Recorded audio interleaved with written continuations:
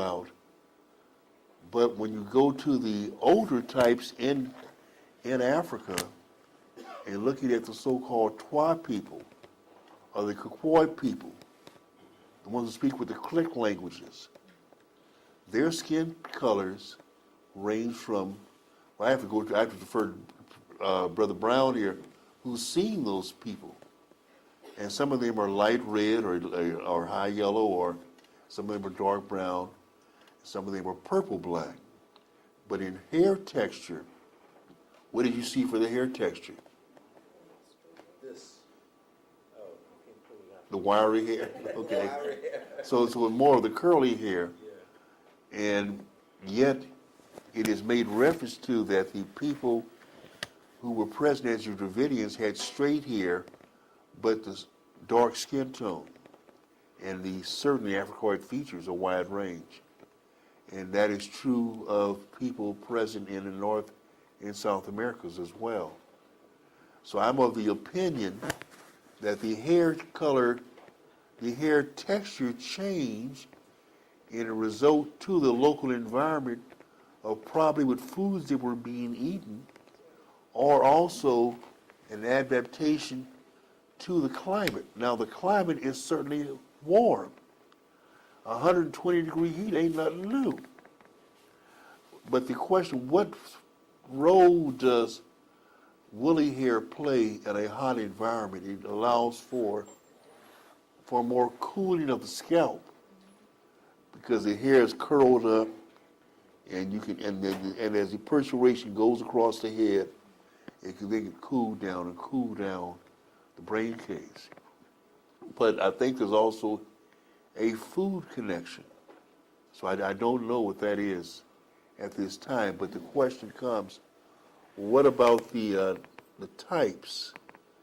Now, in looking at in Africa, there are, if you go into a thing called, this is on the genealogy of the Prophet Muhammad, a very, very important article written by Wayne Chandler in the Journal of African Civilization. It says that the people who are present now are in Saudi Arabia or the Arabian Peninsula, or in North Africa, are considered to be either the blue or the red. Now, by blue, it's referring to blue-black. Blue-black. And by the red, it's in reference to lighter tone that might sunburn easier in sunlight. And so you would have, I'm going to come to you next. Hold on a second, man. So you may have, now true in North Africa, there were incursions post-Ice Age of certain Germanic tribes who went all the way from Germany, northwestern Europe, all the way, and then crossed over and entered North America and moved into places that are later to be called like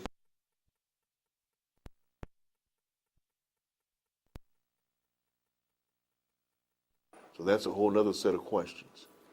But my take, I have not been to India. You have. You have not. But have you seen, but I've heard that, and I asked this question to Sister Kefa this just today. And she made reference to Dr. Yosemba Jakanen, who said he had seen or knew of a group of Africans, one tribe that had a shade of black that was even more black than blue-black.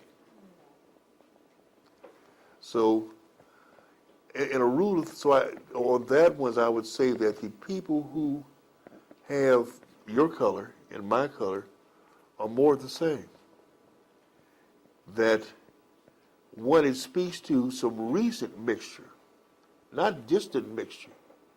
We're talking about the past 4 or 5 generations. You look at people present in Mexico, we lose sight of the fact that the vice president of the first, when they first became free, was a black man. That black folks were moving into Mexico and in Texas to escape slavery. And black folks and brown people in Mexico fought united wars against slavery all along that border. In a place like California, the last governor of California was named Pico Pico. Hey, black man. And so when I go down the street, Pico, I know it's in reference to Pico Pico. Yet there's also another twist. The name for California is Califana, who was the name of an African Amazon warrior queen who had moved from North Africa to Baja, California. And records for her are in the state museum, in the museum in Sacramento. So that there's a lot. One thing that I can say about racism, and that is what Dr. John Henry Clark maintained, and that was in the propaganda and in distorting the information that's being passed on as education, labeling some things as false and pseudoscience, and limiting what teachers can teach to young generations. So we grow not to even to value the dreams that we have. We were having psychic flashbacks about our own departed ancestors. Grandma and grandpa, and showed up in your dream because they wanted to look in on their grandchildren, generation in the future, and you thought you were being chased by the boogeyman. Or you were being chased by an evil witch, and it was somebody with your own blood loving you. But you have a question you've been trying to ask. Yes. You said we all agree that there is a race war going on. And so, in this race war, there are terms that are being used that are very unfortunate, and they are really lies, because we refer to northern people as white. Now, I'm wearing what is a true white suit. The so-called Caucasian, he wears a white shirt when he goes to his office. I don't see his skin being the same shade as that white shirt. Yeah. I see him more like pink or like a shaved pink. Now, the black person, no matter how dark they may be, when they intermarry with a so-called white person, we get a brown person, usually. So I'm saying, as an artist, when I mix true black pigment with true white pigment, I get gray. I have yet to see a gray person.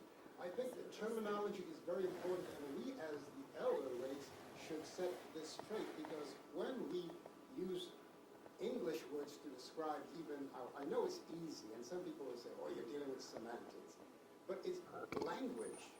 As a student of the method, sounds are very important. When we use the English word, a non-resonating term as black to describe us, we get no resonance. Now, if I use the original term that describes our shade, which is kim or cam, kim has more, and I will ask anyone here to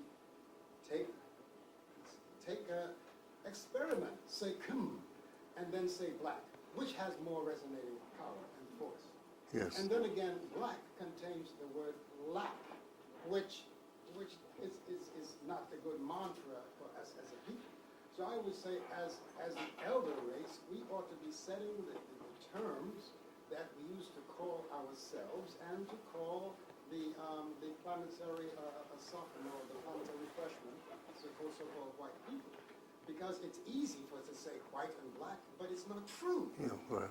So I think we should begin to deal with that. And whenever I hear the word a white man, I get nauseous, because there are no such people, and we can really cure them of this mad superiority complex that they have if we will just call them as they look, pink. but not even, we don't, in the movie with Cry Freedom, I think it was, about Denzel Washington, in the court in South Africa, the judge asked him, why do you call yourself black? And Denzel said, well, why do you call yourself white? You are more pink. And the judge says, oh, yes, quite. So he agreed. The baby, the little Caucasian baby is so pink and pretty, they say. But he grows up to be the same shade and all of a sudden becomes white. So I know it seems like No, a moot point, but I think it's very important. Well, I fully agree with your analysis, and I should use the word Kim, and I'll incorporate that in future talks, and when possible now as well. On the question of and certainly that's the difference between dealing with an ideology in which you paint an abstraction for the reality. There is no such thing, well, as I said before, we're all black, we all are Kim people. We're all Kim people. You can't even be born unless you are a Kim person because of your Kim physiology, your chromosomes, your colored, D-chromo, meaning colored pigments that make up your chemistry. And along with that would say that in a so-called, even the most, and again, the so-called white person, the so-called modified Kim person, skin modified, lacks a certain enzyme in their skin production of melanin, which is called tyrosinase. The enzyme that produces the pigmentation in the brain is called hydroxylase. So that you have a defect in one chromosome, but you don't have it in the other. So that in fact, this is a complex body that may have pink skin, but underneath that pink skin, there's melanin all in the other organs. And now in the person who is an albino, when you look at their eyes tend to look red because they don't have the pigment in the iris, and you're seeing the blood in the blood vessels shine through on the upper levels.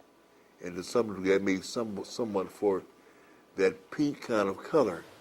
In a like fashion, when a person loses their blood flow to their skin, they often turn what color?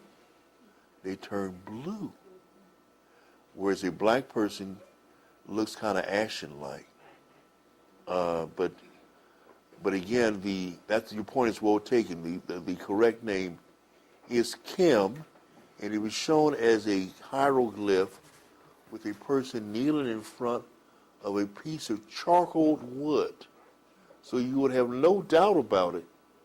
It was speaking about somebody who was living in each of this says this. These are the dark people of the dark land.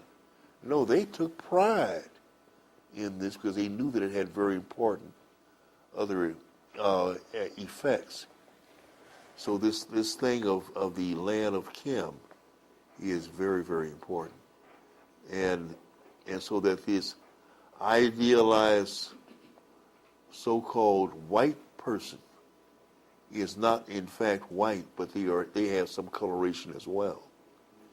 And for those other groups that are trying to pass and trying to reach and be accepted by, I had a light-skinned girlfriend at one time, and she was always wanting these steroids to put on her knuckles because her light skin tone the blackness in her light skin tone would show up in the creases on her knuckles. And she was trying to cover that over. But now, do we have any other questions? Okay, we have two more, then we're going to go. Any of you need to go to the restroom or get something? Okay, yes, your question, my sister. Hi. I have a question concerning gigantism. I have a question concerning gigantism. Gigantism. Yes. You had mentioned in South Africa at the Yes. observatory there were footprints Yes. that indicated a person of That was possibly as tall as 30 feet tall. well, I've read what they found, different remains of gigantic people, like in Peru. Yes. There was one done, a find done not too long ago, and they were finding them in North America. Yes. So, what's your theory about how gigantic Well, I think, people were? my at this point, I'm still learning more about the question. But I would venture at this early point to say it may pivot around the carbon cycle. That when carbon ends up in the atmosphere in high levels, then there's more gigantism in both the plant kingdom and in the animal kingdom. Now, what produces high carbon cycles is not just all the result of industrial pollution. It also is a function of the circling of the carbon from the atmosphere into its ocean bed stores and into its mantle and stores in the Earth's inner core. That we have large amounts of vegetation and animal remains that have passed away, gone underground, under pressure, been converted into water and petroleum, high carbon products. And when that is released through volcanic activity, it cycles high again in the atmosphere. So in times in the past, there have been giant creatures, both animal and plants, if the carbon dioxide cycle was tall enough or high enough, and that in some way promotes things. Now it is true that when we look at the human story, the recent human story, the early people were small in stature. So the Twa people are said to be half the size of the adult human, as an adult African or Kim person now, but they're roughly around a little bit more than 3 feet tall. But they are normal in proportions in every other kind of way. And are also, except for when I talked to one person, and that was Dr. Rosalind Jeffries. She wrote a paper on the Twa, and it just threw me up on out of here. Because I had heard a rumor. I have a relative who has worked for the U.S. government and has been placed in Africa in various places. And he had heard a story, and he told me about this story. And when I asked him years later, he had forgotten it or could not tell me it again. And he said that there was a reception being given someplace in West Africa, be it Nigeria or Ghana, and they were going to have some Twa people who were high priests present. And so all these people of high rank went to this certain setting, to a small building out in the bush. And there were these Twa people who spoke every language on the planet. Wow. And they were telepathic. You could ask them any question. If they chose to answer your question, they could tell you about your future and what was to happen with certain things. But what Rosalind Jeffries told me about was the Twa is divided into two groups. And this came from time that she had started her career, was based in Ghana, and it talked about the Twa people who chose to be seen. Hear that? Chose to be seen. And there were other Twa who chose not to be seen. And they could be right around you, but you couldn't even see them. But they could communicate in animal sounds. You would hear birds or animals in the bush, and they were communicating with each other. But it showed that when you had a Twa statue, they had some wooden statues, and it had a husband and a wife combination. But rather than showing them with 4 legs, it showed them with 3 legs.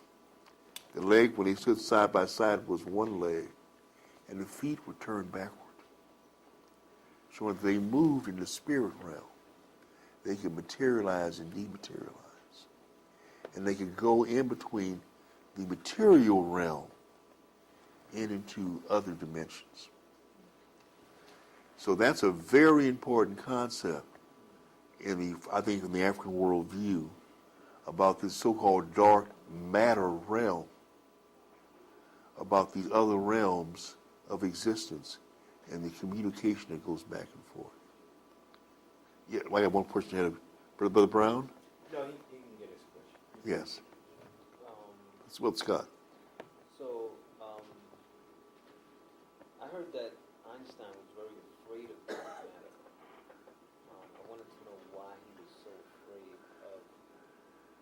In your studies, have you come across why he was so afraid of dark matter? I have not been a student of Einstein to that degree.